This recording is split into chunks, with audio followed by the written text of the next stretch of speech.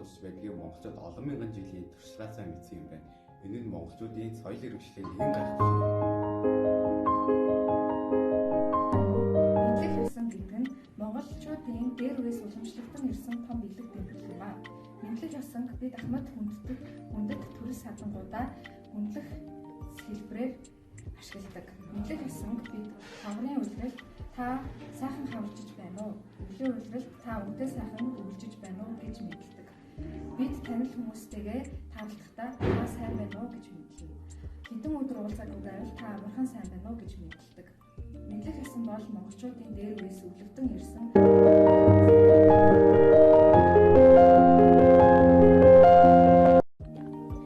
1206 он Чингис хааны их Монгол улсыг дагуулан цагаан сарын хаврын ихэн сар мал төлөвлөж идэ цагаан өвс ногоо дэлгэрч байх үеэр Чингис цагаатаа хэмээн залэг болгожээ.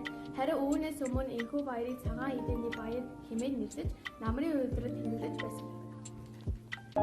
Монголчуудын эдийн ундаг бүртгэж хэрэглэж байсан ёс заашил маш эртний маш нарийн өөрийн гэсэн өрмөцдийг жаргалтай ажив.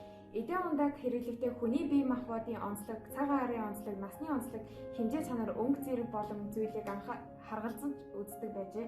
Эдийн ундаг зөв хэрэглэхгүй дээр дурдсан онцлогийг харгалзахгүй бол эрүүл мэндэд хортой нөлөөлөг, ихэнх өвчнийг үүсгэх нөхцөл болно. Харин тохируулан хэрэглэл альва өвчнөөс өрсөлдөн сэргийлэх, идэвхтэй аз жаргалтай урт наслан гэж үзсэн байжээ.